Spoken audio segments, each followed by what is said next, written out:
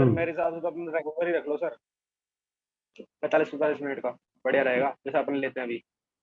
नहीं नहीं, alternate alternate, फिर मुझे 11th के बैच को भी टाइम देना पड़ेगा ना। ऑल्टरनेट ठीक हाँ है, हो सर वो जाएगा, कोई दिक्कत नहीं है ना, ऑल्टरनेट कर लेंगे। हाँ चलो, ये चैप्टर शुरू करने से पहले कुछ पॉइंट आपको समझाता हूँ मैं। सर ये किस पे बेस्ड है? ये पूरा डिफरेंशिएशन पे बेस्ड है। ये चैप्टर तभी समझ में आएगा जब आपको पिछला आपको आता है अच्छे से। पिछले में डिफरेंशिएशन तो बिल्कुल अच्छे से आना चाहिए। हाँ अगर सर। है ना, 5th चैप्टर अच्छे से आना चाहिए डिफरेंशिएशन। वो आता है तभी ये चैप्टर समझ में आएगा, वरना समझ में नहीं आएगा। ठीक है, कितने दिन का सर ये अपन लगाएंगे, अपन इसको 2 हफ्ते लगाएंगे आराम से। ये बड़ा है? हाँ बड़ा है, ज्यादा बड़ा भी नहीं, पर थोड़ा बड़ा है। इसके क्वेश्चंस, एडिशनल क्वेश्चन में टाइम लगाएंगे। एनसीईआरटी वाला तो फटाफट कर लेंगे। ठीक ठीक सर। है, इसके थोड़ा मिसलेनियस बड़ी है, थोड़ी मिसलेनियस इसकी बड़ी है। तो कुछ इंपॉर्टेंट आईएमपी पॉइंट्स। ठीक है, हाँ सबसे पहले इनइक्वालिटीज के बारे में। कैसे? ये लिखा हुआ है x minus 4 greater than equal to 0 लिखा हो, तो बताओ x की वैल्यू क्या होगी? ग्रेटर देन इक्वल टू 4 होगा। इसको चाहो तो मैं ऐसे लिख सकता हूँ, 4 से इनफाइनाइट। इसमें किसी बच्चे को डाउट है? पुराना थोड़ा सा नो रिवाइज करा सर। रहा हूँ, है ना। मान लो ऐसा लिखा हो x माइनस 4, अगर सिर्फ ग्रेटर देन इक्वल टू नहीं लिखा हो, सिर्फ इतना लिखा हो, तो अपन ऐसे लिखते हैं। और फिर इसका आंसर ऐसे लिखते हैं, ओपन ब्रैकेट लगा के। ये भी ठीक है क्या? पहले वाले में तो 4 को इंक्लूड करके आंसर बताना है, दूसरे वाले में 4 को इंक्लूड नहीं करके 4 से बड़ी वैल्यू बतानी है। ये समझ में आता है क्या? अरे ये दोनों चीज समझ में आती है क्या? Yes sir. ठीक है, चलो। ऐसे मैं लेस का पूछूं आपसे, मान लो x minus 4 less than equal to 0 है, तो आप आंसर क्या दोगे? x की value less than equal to 4, और आपका आंसर हो गया है माइनस इनफाइनाइट से 4। ये भी ठीक है, इसमें भी कोई डाउट नहीं। या फिर मैं लो x minus 7 is less than 0, तो आप क्या बोलोगे? x is less than equal to 7, तो x की वैल्यू हो गई माइनस इनफाइनाइट से 7। इन चारों एक्सप्रेशन में किसी को डाउट है क्या? बिल्कुल अच्छे से आना चाहिए, बिल्कुल सिंपल है, सब पढ़ चुके हो पहले। एक बार दोबारा बता दो, मैं देखो पढ़ के देखो, देखो पढ़ते समझ में आ जाएगा। इनइक्वालिटी कुछ पुराने पॉइंट रिवाइज करा रहा हूँ। पहले लिखा मैंने x माइनस 4 ये दिया है, और पूछा x की वैल्यू क्या होगी, तो देखो ये निकाली है। समझ में आ रही है? देखो दूसरे में मैंने ये लिखा है ना। पहले वाले में 4 को इंक्लूड किया, दूसरे में 4 को इंक्लूड नहीं किया है। इक्वल टू लगाए तो इंक्लूड करना है, नहीं लगा तो नहीं करना है। ये तो पिछला आपको सभी को आता है, इसमें कोई कंफ्यूजन नहीं है। हाँ अब आगे देखना, अब मैंने ऐसे लिख दिया, मान लो कहीं x minus 2 x minus 4 greater then 0। अब मैं पूछू x की वैल्यू बताओ, तो अभी तक तो सिंगल एक्सप्रेशन था। अब इसमें पूछा है कि x की वैल्यू बताओ, तो ये इसमें x की वैल्यू कैसे निकली वो सीखना है। ठीक है, तो सबसे पहले तो आपको हमेशा स्टैंडर्ड फॉर्म में रखना है। किसमें रखना है? Standard form. स्टैंडर्ड फॉर्म क्या होती है? x माइनस ए, एक्स माइनस बी। मतलब ऐसा नहीं कि अगर ऐसा लिखा हो a माइनस एक्स, तो माइनस बाहर निकाल के x माइनस ए करोगे इसको। ये समझ में आ रहा है? स्टैंडर्ड फॉर्म मतलब इस टाइप की फॉर्म, x माइनस ए। ठीक है, कहीं लिखा है मान लो x माइनस और 2x माइनस 4 लिखा है, तो पहले 2 कॉमन निकालोगे, अब x माइनस 2। ये स्टैंडर्ड फॉर्म हुई। समझे क्या? जल्दी बताओ। Yes sir. ठीक है, पहले तो आपको स्टैंडर्ड फॉर्म में रखना है। ठीक है, चलो फिर क्या करना है आपको? नंबर लाइन बनानी है। x की वैल्यू निकालने की भी, इस एक्सप्रेशन के लिए x क्या हो, तो इंटरवल नहीं दिया तो माइनस इनफाइनाइट से प्लस इनफाइनाइट लगाना है। फैक्टर क्या क्या हो सकते हैं? क्या फैक्टर 2 और 4 है क्या? अरे फैक्टर 2 और यस सर। 4 है। ठीक है, बस अब यहां से स्टार्ट कर दो, ऑल्टरनेट प्लस माइनस प्लस। एक मेथड देखिए, ऑल्टरनेट प्लस माइनस प्लस, या फिर 4 से बड़ी कोई भी वैल्यू सोचो। सोचो भाई, 4 से बड़ी कोई वैल्यू, 4 से बड़ी कोई भी 5। वैल्यू। मान लो 5। 5 मैंने पुट किया, तो क्या ये पहला एक्सप्रेशन पॉजिटिव आएगा क्या? 5 माइनस 2, क्या ये यस पॉजिटिव सर। आएगा? क्या ये दूसरा भी पॉजिटिव आएगा? 5 माइनस 4, यस सर। दो पॉजिटिव को मल्टीप्लाई करूंगा तो पक्का पॉजिटिव आएगा। ये भी पॉजिटिव, ये भी पॉजिटिव, अगर हाँ सर। है ना। तो 4 से बड़ा कोई भी नंबर लोगे तो ये एक्सप्रेशन हमेशा पॉजिटिव आएगा। मतलब x की वैल्यू 4 से बड़ी हो सकती है, ठीक है, ये हमेशा पॉजिटिव ही आएगा, ठीक है, पहली चीज। अच्छा, अब चेक करते हैं 2 से 4 के बीच में क्या है। तो देखो 2 से 4 के बीच में कोई नंबर एज्यूम करो, मान लो 3 ले लिया आपने, क्या ले 3 लिया 3।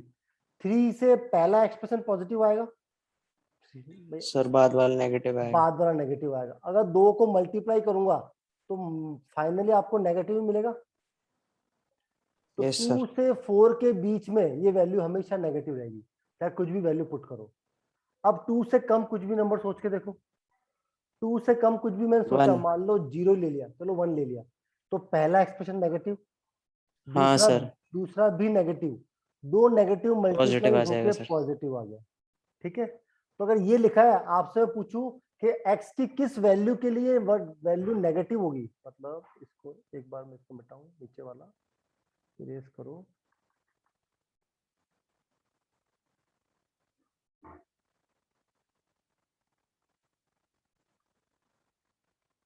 एक बार, एक मिनट है ना, और मैं इसको ही मिटा रहा हूँ थोड़ी देर के लिए। इसको ही मिटाई दो ना, ये वाला भी क्या है, ये तो ऐसे ही लिखा है, स्टैंडर्ड फॉर्म बाद में बता दूंगा, है ना। ये थोड़ा ध्यान से समझना, बिल्कुल बिल्कुल आसान है, कुछ भी नहीं है, ओके सर। ठीक है। हाँ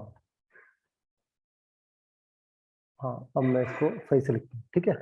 अब मैंने आपसे पूछा x-2 और x-4 इक्वल टू 0 है, तो आप आंसर दोगे x बराबर 2 और 4। कोई कंफ्यूजन? नो ठीक है, सर। पहली चीज ए पार्ट।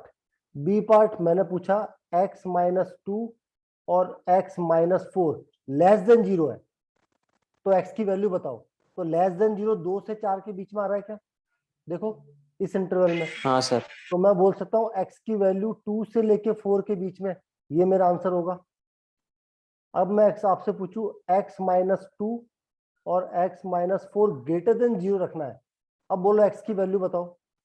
तो आप x की वैल्यू क्या बोलोगे? सर 2 से कम।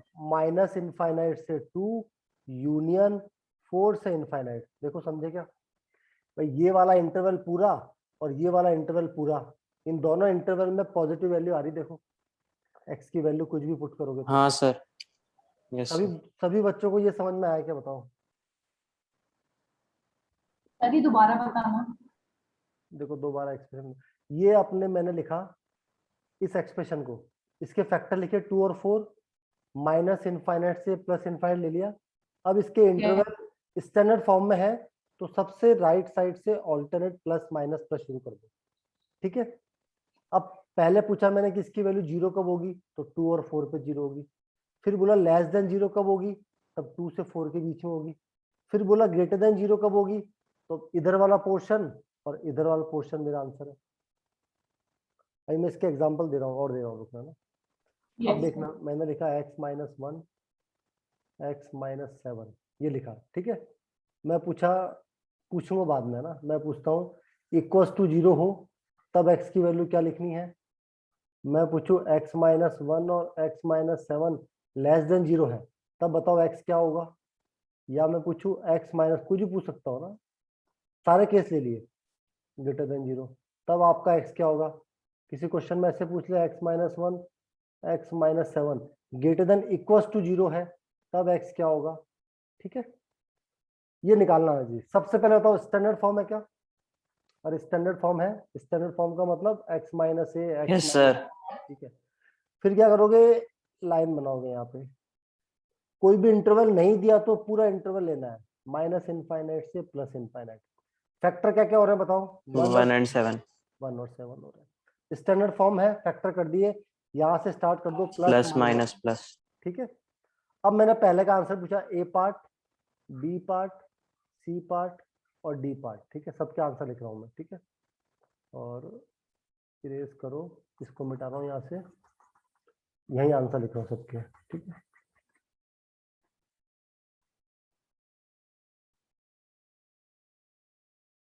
अरे मिट जा, हाँ ठीक है। तो ये बिल्कुल ध्यान से समझना, ये काम की चीज है, बहुत इंपॉर्टेंट है और बिल्कुल आसान है। ये रखा, सभी में आपको x फाइंड करना है। क्या फाइंड करना है, मैं नीचे लिख रहा हूँ, find x in all case, ठीक है। चलो पहले केस में बताओ x की वैल्यू क्या होगी? 1 और 7। 1 7 उसमें कोई कंफ्यूजन नहीं है, पहले केस में कोई दिक्कत नहीं। जैसे इनइक्वालिटी आएगी आपको ये नंबर लाइन की जरूरत पड़ेगी, क्योंकि जीरो तो फिक्स पॉइंट पे हो गया, अब इनइक्वालिटी आ गई। लेस देन जीरो बताओ कौन से इंटरवल में दिख रहा है? तो सर 1 आपको और 7 के बीच है में। ना, तो x होगा आपका 1 से 7 के बीच में। क्रॉस चेक करके देख लो, 1 से 7 के बीच में कोई भी वैल्यू सोच लो, सोचो आपको जो अच्छा लगे। 1 से 7 के सर बीच 6। मान लो 6 ली, 6 माइनस 1 क्या ये पॉजिटिव होगा? पहला एक्सप्रेशन 6 माइनस हाँ 1 सर पॉजिटिव 5 इंटू -1। है ना, और 6 माइनस 7 क्या ये नेगेटिव होगा? ये यस वाला। सर। तो पहला पॉजिटिव ये नेगेटिव दोनों मल्टीप्लाई होकर आंसर नेगेटिव ही आएगा। तो x की वैल्यू 1 से 7 के बीच में कुछ भी पुट करोगे इसकी वैल्यू पक्का लेस देन जीरो आएगी। ये सभी बच्चों को समझ में आ रहा है क्या? Yes sir. ठीक है, चलो इसका बताओ आंसर क्या होना चाहिए? ग्रेटर देन जीरो कौन सर कौन सा 1 से है ना, ये होगा देखो सर माइनस 7 से इनफाइनाइट इन्फिनिट के से, बीच। है ना, माइनस इनफाइनाइट से 1 यूनियन 7 से इनफाइनाइट, क्या ये समझ में 7। आया क्या? Yes sir. ठीक है। Yes sir. डी वाला केस क्या है? डी वाले केस में बोला इक्वल टू जीरो भी चल जाएगा ग्रेटर, तो आंसर कैसे लिखोगे? माइनस इनफाइनाइट 1 को अब ओपन क्लोज ब्रैकेट इंक्लूड कर लिया, यूनियन यस 7 सर। से। बताओ ये सभी बच्चों को समझ में आया क्या? थर्ड और फोर्थ में डिफरेंस? अगर इन्फिनाइट के बाहर भी क्लोज ब्रैकेट डालें तो कोई नहीं नहीं फर्क थोड़ी नहीं, पड़ेगा। इन फर्क पड़ेगा, इनफाइनाइट तो कोई फिक्स नंबर ही नहीं है, ठीक ठीक ठीक सर। इनफाइनाइट तो कोई नंबर होता ही नहीं है ना, तो उसको तो इंक्लूड कर ही नहीं सकते है ना, तो उसको ओके हमेशा, सर। है ना, इनफाइनाइट कुछ नहीं होता है तो ओपन ब्रैकेट, है ना। ये भी समझ में आया क्या बताओ? आ गया सर। आ गया। चलो एक एग्जांपल और लेते हैं, ठीक है। कहीं लिखा मैंने x प्लस 2 का स्क्वायर, फिर लिखा मैंने x प्लस 3, फिर लिखा मैंने x माइनस 5, ठीक है। चलो सेम ये एक्सप्रेशन लिखा है, अब सेम चीज अब मैं आपसे पूछता हूँ, वही लाइन क्या क्या पूछो आपसे वही पूछ लेता हूँ वापिस। x प्लस 2 का square, x plus 3, x minus 5 equal to zero है तो x बताना है, वही सेम क्वेश्चन है, फाइंड x, ठीक है।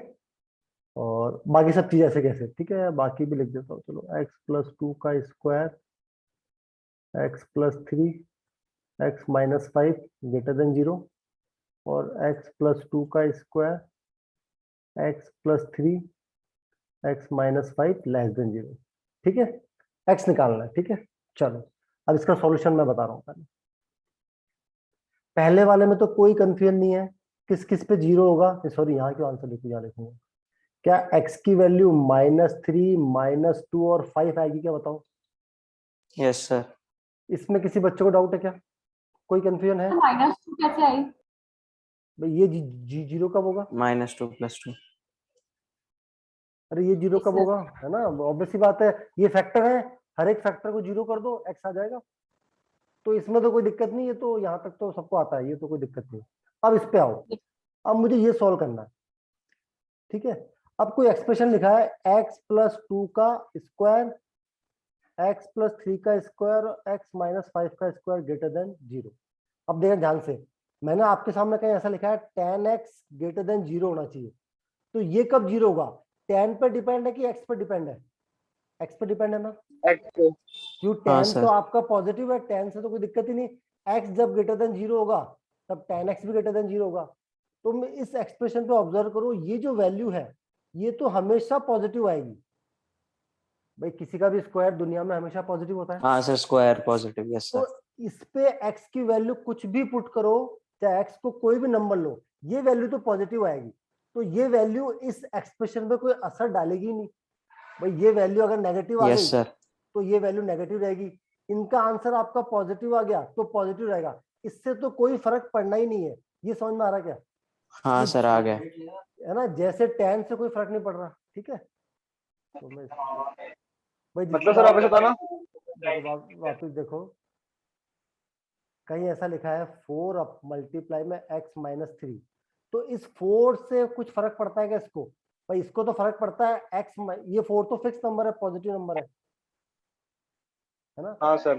तो ये x प्लस 2 का स्क्वायर एक फिक्स पॉजिटिव नंबर है, ये हमेशा पॉजिटिव रहेगा, तो ये पॉजिटिव रहेगा, तो ये किसी नंबर से मल्टीप्लाई करेगा तो उस पर कोई असर डाल ही नहीं सकता। भाई पॉजिटिव नंबर को मैं किसी से मल्टीप्लाई करूं तो उस पर फर्क पड़ेगा क्या? वो तो पॉजिटिव या नेगेटिव। No sir. तो इधर देखो, Yes, मान sir. लो ये कोई पॉजिटिव है, पास में नंबर पॉजिटिव है, ये पास और नंबर नेगेटिव है, ये पॉजिटिव है। इस पॉजिटिव को मैं इससे मल्टीप्लाई, कोई फर्क नहीं पड़ना, पॉजिटिव ही आना है।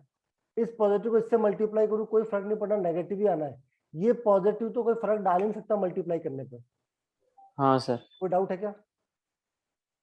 No No, sir. sir. ठीक है, तो इसका यूज क्या हुआ, एक सेकंड में इसको इरेज करो, पिछले पेज पे चलते हैं। इसका मतलब ये हुआ कि मुझे ये निकालना है। तो आपसे क्वेश्चन में अगर मैं ये पूछूं कि x+2 का स्क्वायर, x+3 और x-5, मुझे इसको करना है ग्रेटर देन 0, तो मैं बस इतना कर दूं कि उसको तो भूल जाऊं, खाली ये कर दूं तब भी चल जाएगा। इससे तो कोई फर्क ही नहीं पड़ना।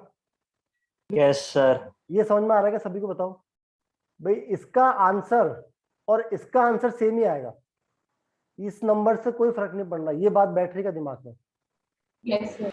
है ना? आ ये गया सर। ये दुनिया का कोई ना कोई पॉजिटिव नंबर है, मान लो ABC कुछ भी है, तो इससे कुछ फर्क नहीं पड़ना है। आप तो इसका आंसर निकाल दोगे, वही इसका आंसर आएगा इनइक्वालिटी वाले केस में। ये सभी बच्चे समझ गए क्या? Yes sir. बस, तो इसका आंसर बिल्कुल आसान है। क्या लिखोगे? ये लिखोगे आपको -3, ये 5 इनफाइनाइट। इसको चाहो तो माइनस इनफाइनाइट लिख दो, कभी कभी चाहो तो यहाँ -2 लिख दो, पर कोई फर्क नहीं पड़ता। जैसे मैं ऑल्टरनेट प्लस माइनस लगाऊंगा ना, तो प्लस माइनस फिर प्लस, अब आगे भी प्लस ही रहेगा, इससे कोई फर्क नहीं पड़ेगा। यहाँ पे साइन चेंज नहीं होगा, हाँ सर आ गया। Not change. ये बात बैठेगा दिमाग में। इस यस -2 सर। को लिखो चाहे मत लिखो, कोई फर्क नहीं पड़ना। तो जो मेरा आंसर होगा x की वैल्यू, वो -इनफाइनाइट से -3 यूनियन 5 से इनफाइनाइट। समझ गए क्या? बताओ। सर -इनफाइनाइट से -3। -3, हाँ सॉरी, -3। ये बात सभी बच्चों के बैठी क्या? Yes sir. ठीक है। और अगर सेम केस थर्ड वाला, इसको अपन ने मान लिया बी पार्ट, इसको ए पार्ट और सी पार्ट। सी पार्ट का आंसर क्या होगा बता दो फिर? सी पार्ट का आंसर क्या होगा?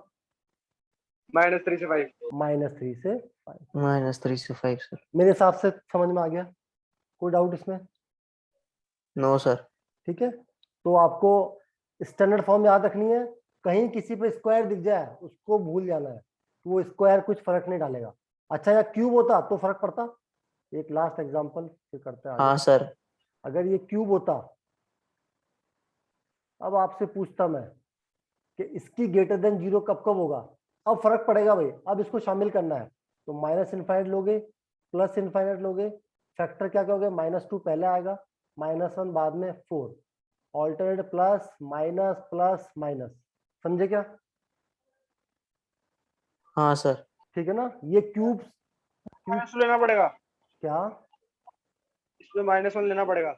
हाँ, क्योंकि भाई ये वैल्यू पॉजिटिव भी हो सकती है, नेगेटिव भी हो सकती है ना। भाई किसी का क्यूब है, भाई एक्स का क्यूब करो, तो ये वैल्यू तो प्लस भी हो सकती है और माइनस भी हो सकती है ना, दोनों वैल्यू पॉसिबल है।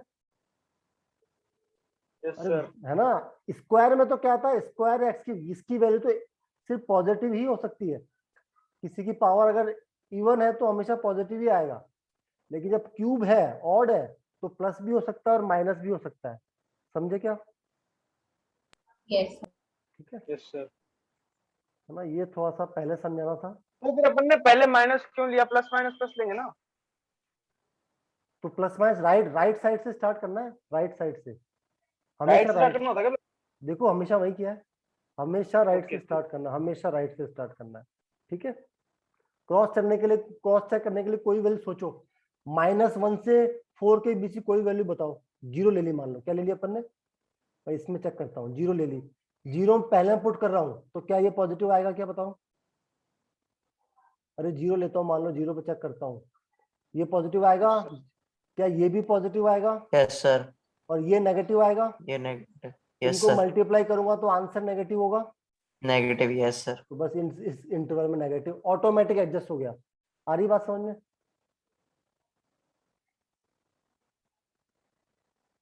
भाई अब तो थोड़ा समझ में आ गया होगा, मेरे हिसाब से आना चाहिए।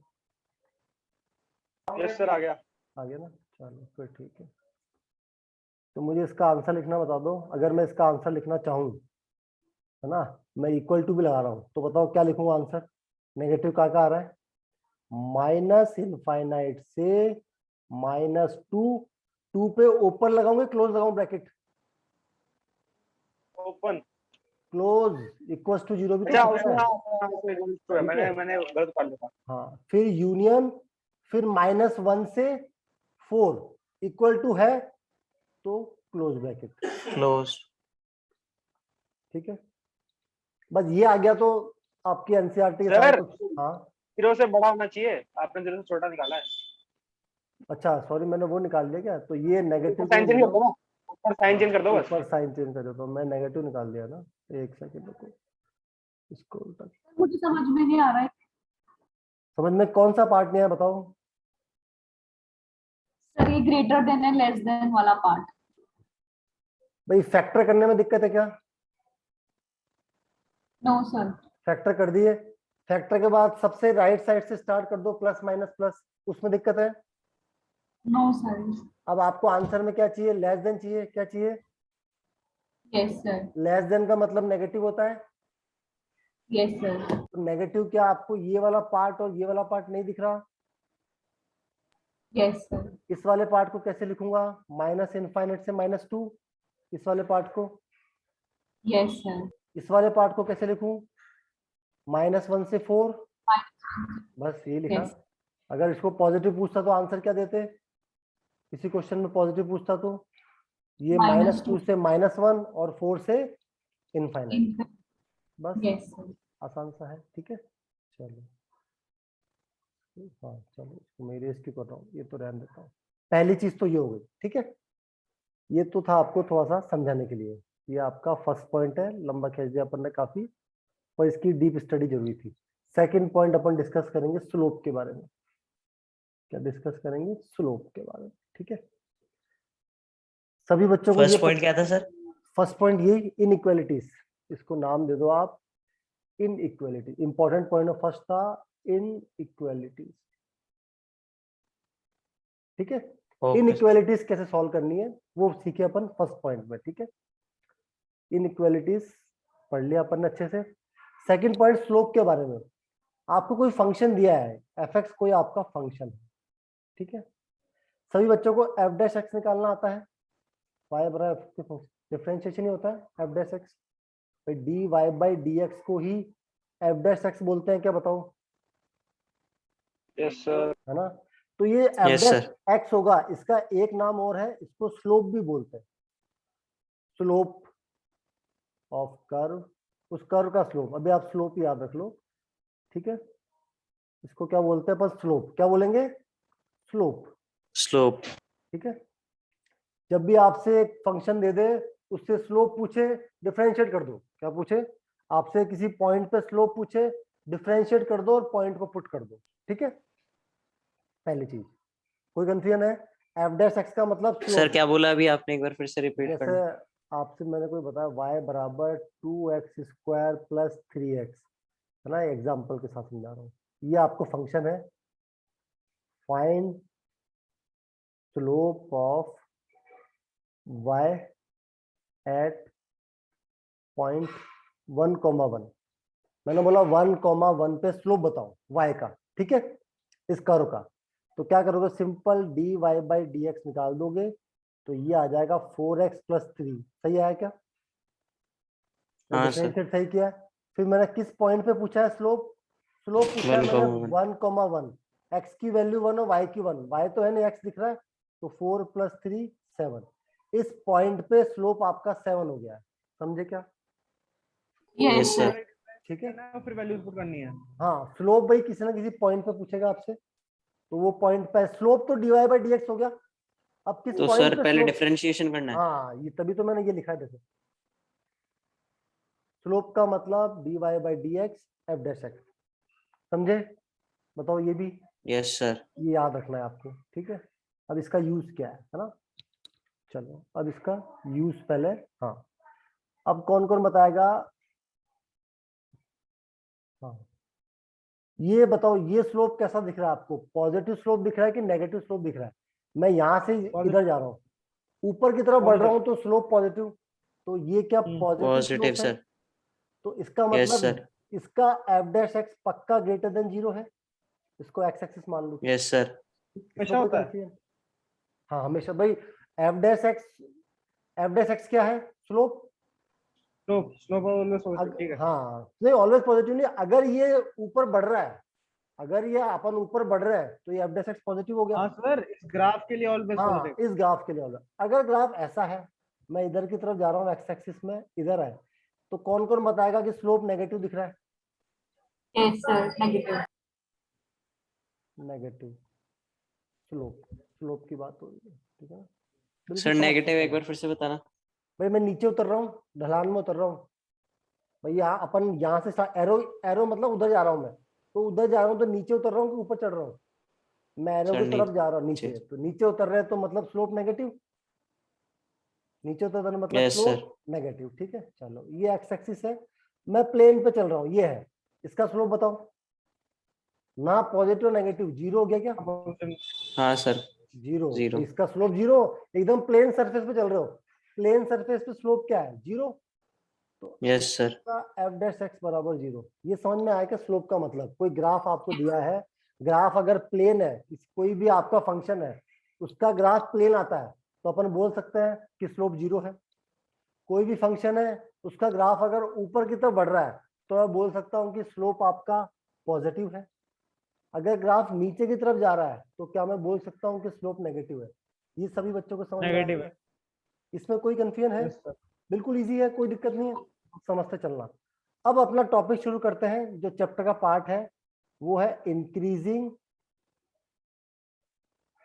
एंड डिक्रीजिंग फंक्शन, जो आपका 6.2 है, 6.1 कोर्स में नहीं है भाई, 6.2 है कोर्स में, ध्यान रखना, 6.1 हट गई है।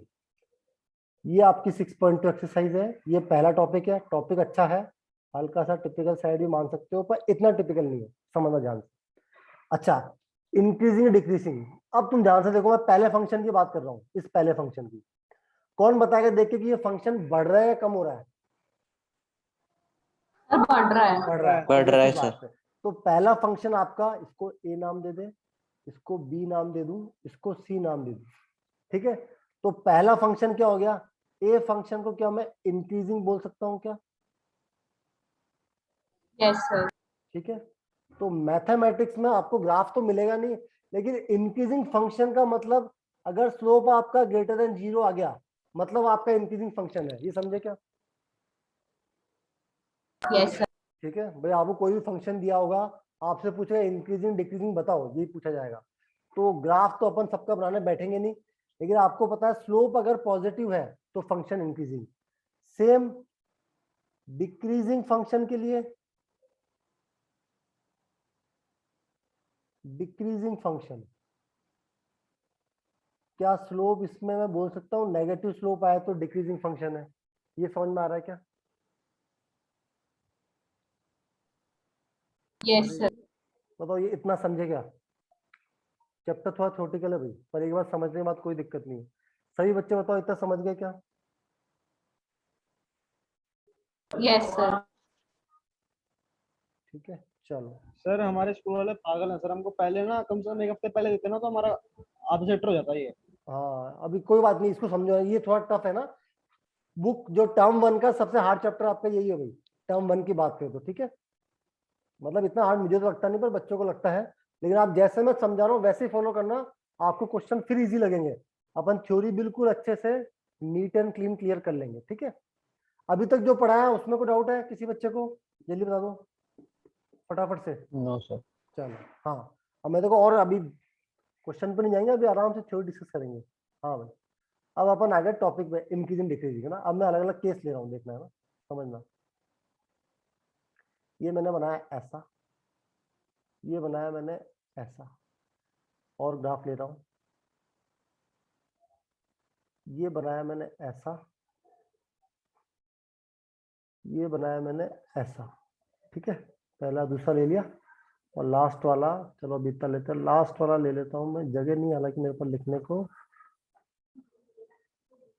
हाँ ठीक है, चलो अलग अलग पॉइंट हो गए। पहला पॉइंट, हाँ ए बी, अभी सिर्फ ग्राफ से समझ में पूरा अच्छे से है ना चल क्या रहा है, बाद में क्वेश्चन करना सीखेंगे, क्योंकि ऑब्जेक्टिव क्वेश्चन में पूरे मार्क्स लेने के लिए थ्योरी बिल्कुल क्लियर चाहिए हुई, ठीक है, और एटलीस्ट इस चैप्टर की तो।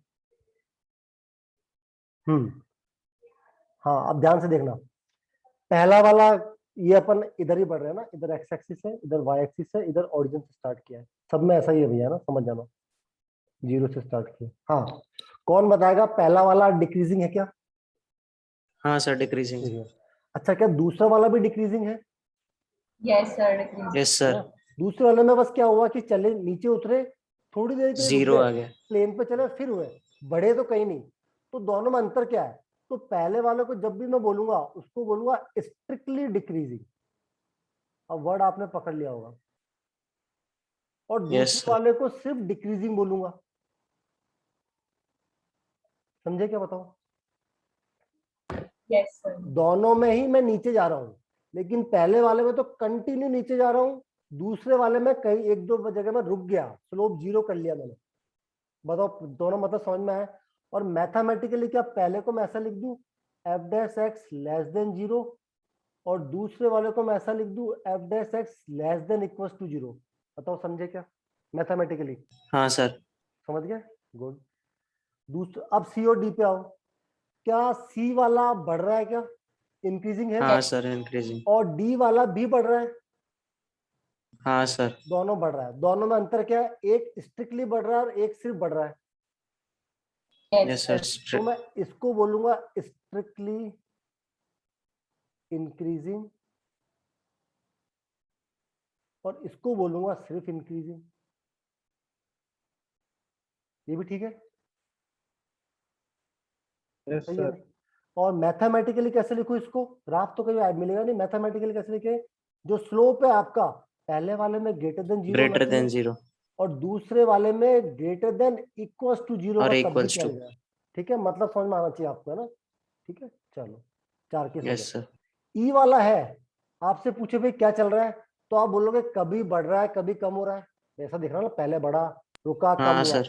तो इसको बोलूंगा नाइदर इंक्रीजिंग नॉर डिक्रीजिंग। भाई इसमें सर कुछ, बढ़ रहा है और कम भी हो रहा है, तो सर हाँ तो नाइदर इंक्रीजिंग और हाँ, नॉट डिक्रीजिंग क्योंकि टू इसमें बोल मैं रहे कुछ बोल नहीं सकता, मैं ये नहीं कर सकता ये बढ़ भी रहा है कम भी हो रहा है, ऐसा नहीं, ना तो ये कंटिन्यू हैं। बढ़ता ओके दिख सर। रहा है ना कंटिन्यू घटता दिख रहा है, तो इस वाले केस को बोलूंगा नाइदर इंक्रीजिंग नॉर डिक्रीजिंग। ये भी समझ में आया क्या बताओ जो लिखा है? Yes sir. ठीक है, किसी बच्चे को डाउट है? बिल्कुल अभी तक की थ्योरी क्लियर है, कोई कंफ्यूजन नहीं है? हाँ सर। चलो ये सेकंड स्लोप के साथ अपने इंक्रीजिंग डिक्रीजिंग स्टार्ट ही कर दिया था, ठीक है, ये स्टार्ट कर दिया। चलो अब क्वेश्चन करने का, अब स्टेप लिखा रहा हूँ, क्वेश्चन सॉल्व कैसे करना है, ध्यान से देखना। आपको कोई ना कोई फंक्शन गिवन होगा, गिवन फंक्शन, कोई ना कोई फंक्शन गिवन होगा, गिवन फंक्शन एफ एक्स ले लिया आपने, ये आपको गिवन होगा, ठीक है। पहला स्टेप क्या होगा, find d y by d x बोल दो, या फिर एफ डैश एक्स बोल दो, ये पहला स्टेप है, ठीक है। दूसरा स्टेप भाई आपसे पूछा क्या जाएगा, आपसे क्वेश्चन में पूछा जाएगा इंटरवल बताओ इंक्रीजिंग और डिक्रीजिंग के, हर क्वेश्चन में ही पूछा जाएगा आपसे इंक्रीजिंग और डिक्रीजिंग के इंटरवल बताओ, ठीक है। मैं स्टेप लिखा रहा हूँ, क्वेश्चन करेंगे तो समझ में आ जाएगा, अभी तुम बस स्टेप पे ध्यान देना, याद रखना है और याद हो जाएगा। पहला स्टेप ये, दूसरा स्टेप रखना है एफ डैश एक्स बराबर 0, ठीक है। मैं साथ में डायग्राम भी बनाना चलता हूँ, ये वाला डायग्राम, ठीक है, एक्स और वाई है, ठीक है। दूसरा स्टेप आपका हो गया पुट एफ डैश एक्स बराबर 0, ये पुट करके आपको निकालना है फाइंड एक्स की वैल्यू निकालनी है, भाई कुछ ना कुछ पुट करोगे तो एक्स की वैल्यू आएगी, कुछ कितनी वैल्यू आ सकती है, अरे पुट करके एक्स की अलग अलग वैल्यू आ जाएगी, यस सर। आ जाएगी, ठीक है। चलो ये हो गया। तीसरे पे चेक करना है sign of f dash x, है ना। उसमें क्या होगा, अगर sign f dash x positive है या फिर एफ डैश एक्स नेगेटिव है ना। ये आने के बाद इंटरवल साइन चेक करना है। अगर पॉजिटिव आया तो मैं इंक्रीजिंग को एरो ऊपर लिख रहा हूँ भाई, बार बार इंक्रीजिंग लिख नहीं रहा हूँ, और डिक्रीजिंग का मतलब एरो डाउन। सर एक बार फिर से बताना सर सेकंड स्टेप से। बस पुट एक्स बराबर, अभी मैं इसको क्वेश्चन में समझाऊंगा ना, क्वेश्चन में समझ में आएगा, सिंपल। अच्छा ना, अभी 10 मिनट के लिए रीस्टार्ट कर लोगे भाई, तभी समझ में आएगा ना, वरना अटक जाएगा। सर रहने दो फिर सर, कल ही समझा देना। फिर कल करें। हाँ सर। चलो आज तो इतना लिख लो, इसको अपन लिख लो, कल एक्सप्लेन करेंगे अच्छे से, ठीक है। Yes, sir. इस वाले पॉइंट को, पेज को कल एक्सप्लेन करते हैं, ठीक है। आज तो इतना ही लिख के छोड़ दो, ठीक है। चलो फिर, ओके